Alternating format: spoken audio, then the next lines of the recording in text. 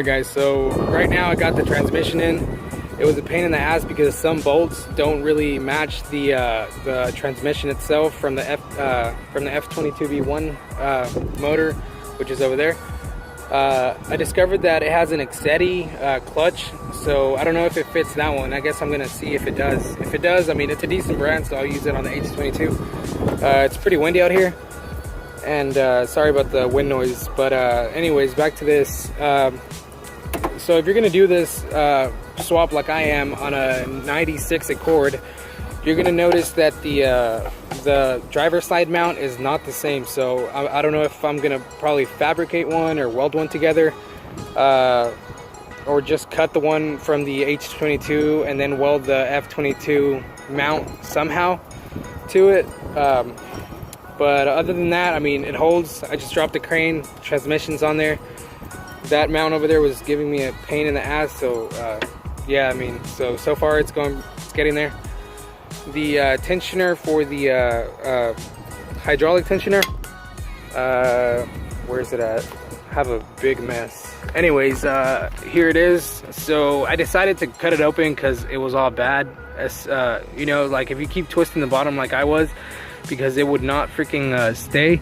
But it was leaking a lot, so I guess all the fluid just came out of it and it just finally gave out. But like what I was thinking is I'm probably gonna make my own with this same mount, and I drilled a bigger hole in the bottom, as you can see. But I cut it with a grinder, so I mean, I didn't do a pretty bad job, but we're gonna fabricate something. But yeah, I guess we'll see how it goes. Alright, so there's the F22 and the H22. Right away I see that the flywheel is completely bigger on this, so honestly I don't even think I'm gonna mess with the clutch. I've been looking at it. I mean, it has the same bolt patterns and everything, but like I'm saying, there's those little differences that, you know what I mean, it's just a waste of time to even do it. The transmission over there kind of seems a little bit smaller than the H22. But anyways, back to the time lapse and watching me work.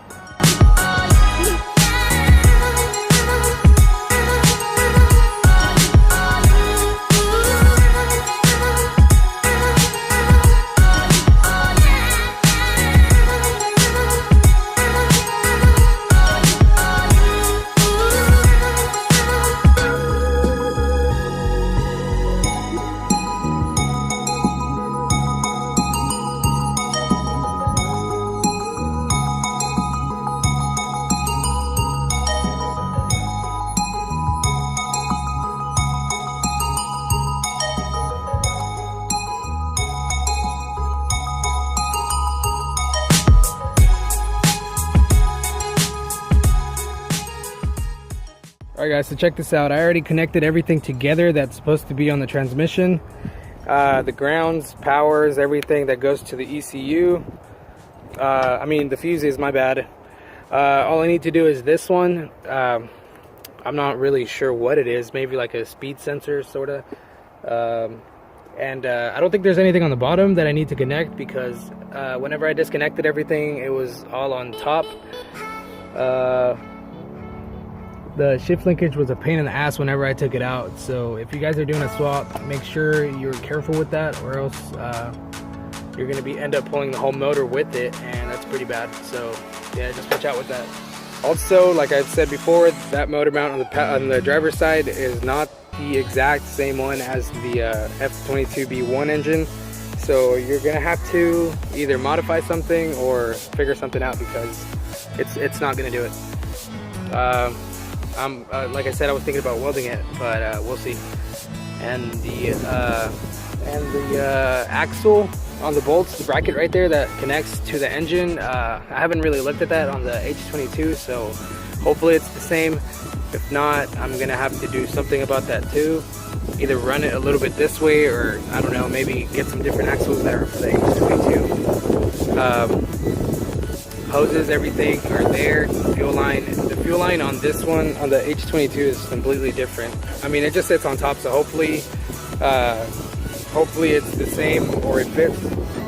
Because on the F22V1, it's really hard to Actually, look, let me just show you. This is what I mean. The fuel line is on the side, as you can see on the F22B1, and the H22, it's up top, like right there. So, right there. So, I mean, hopefully it just sits on there, and I have no leaks or anything like that, no problems. But so far, it's getting there. I might make 2 videos out of this because the first one was really long, and this one's gonna be pretty long too. So make sure you check out the last video of me taking it out before you watch this one, so you can know like what I did and everything, what I disconnected. Alright guys, so the final step has come. It is time to drop in the engine. The transmission on the last clip, I think I said that it was all connected and everything. The shift linkage was kind of a pain. I keep saying that because it really was. It's giving me a lot of trouble, at least to me.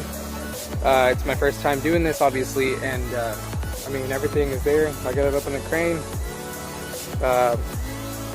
It's just ready to be dropped. Oh, and check this out. This is the motor mount I was talking about. Okay, so you see those bolts right here? This one, and then there's one on the bottom right there. And then there's one, actually there's the one I bolted it onto. But what I was thinking is I'm probably gonna like cut just this part off on the top. Let me focus. There it is. I'm probably just gonna cut this top on the motor mount of the F22B1, and then with the H22 mount, I'm gonna weld it. So hopefully that holds. I think it really will, because I mean the timing belt isn't tight, as you can see, because I still need to put the tensioner on.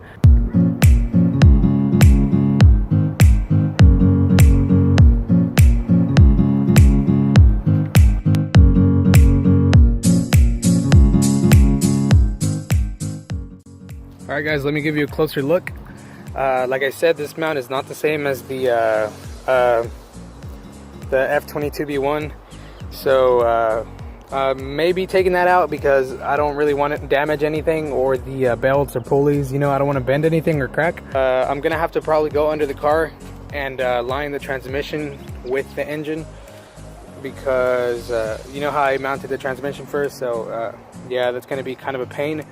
The transmission has a little bit of play though, as you can see, so I guess it'll be a good thing, because that way I can just lift it up and down. This is the one from the F22B1 engine. This cracked, so you know what I mean. Yeah, that cracked. Damn it. Anyways, that'll be alright.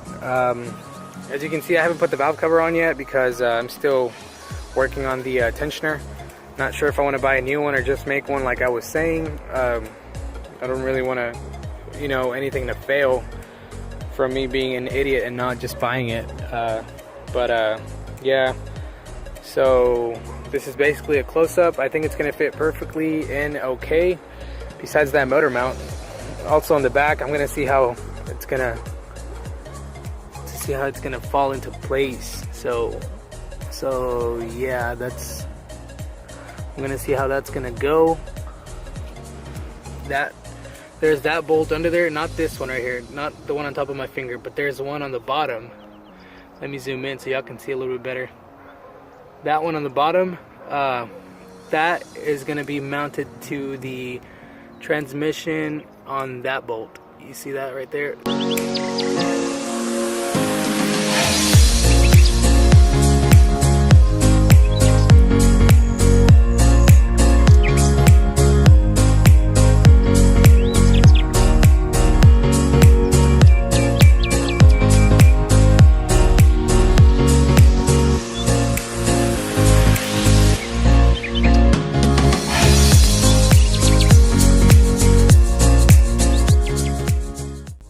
Well guys, the freaking engine is in. The only thing I need for it to be like straight now is the driver's mount, and the other than that, I got it in.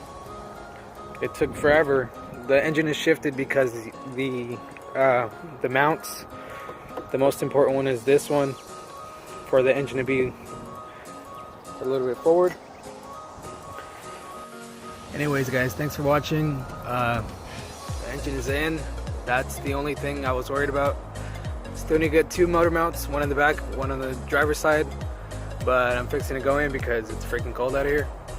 And that'll be it for this video, okay? Alright, thanks guys.